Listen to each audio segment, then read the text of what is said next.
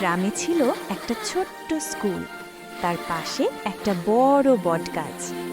লোকেরা বলতো ওই বটগাছে নাকি থাকে একটা ভূত, কিন্তু সে ভূত মোটেও ভয়ঙ্কর না। তার নাম টুনটুন ভূত। টুনটুন ভূতের সবচেয়ে প্রিয় জিনিস কি জানো? চকলেট আর লাড্ডু।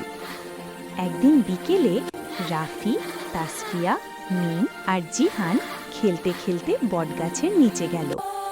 হঠাৎ ঝুপ করে নামলো একটা সাদা ছায়া। ভূতটির নাম ছিল টুনটুনি। টুনটুনি বলল, এই যে বাচ্চারা, তোমরা কি আমার হারানো চকলেট দেখেছ?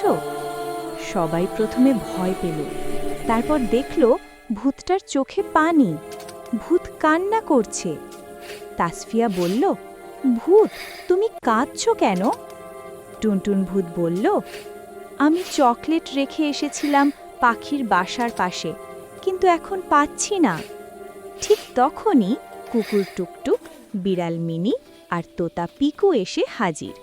পিকু বলল, আমি দেখেছি বানর টুকাই চকলেট নিয়ে জঙ্গলে দৌড় দিয়েছে।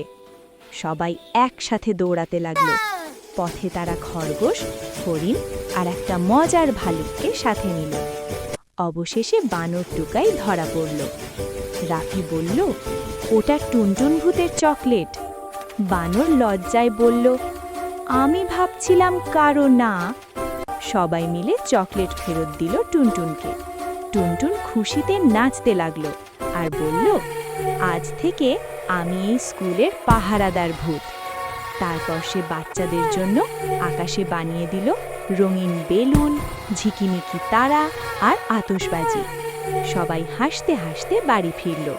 আর সেই দিন থেকে সবাই জানে